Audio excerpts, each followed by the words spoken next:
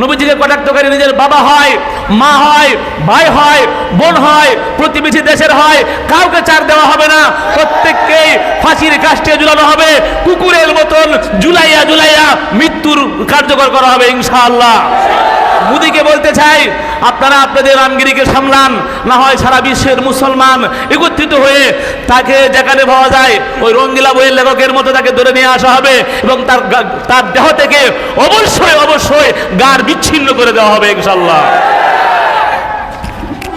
আম্বর কোটাল মিল এর ইমাম সাহেব এবং খতিব সাহেব হযরত মাওলানা আব্দুল খালেক আমিনী সাহেব দামাত বরকাতুহুম।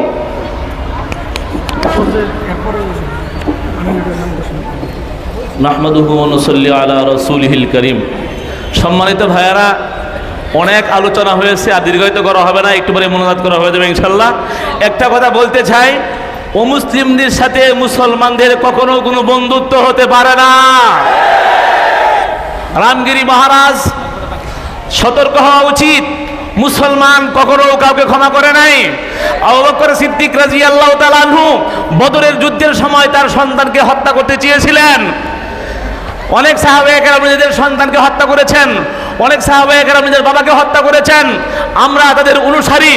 যদি নবীজিকে কটাক্ষকারী নিজের বাবা হয়, মা হয়, ভাই হয়, বোন হয়, প্রতিবেশী দেশের হয়, কাউকে ছাড় দেওয়া হবে না।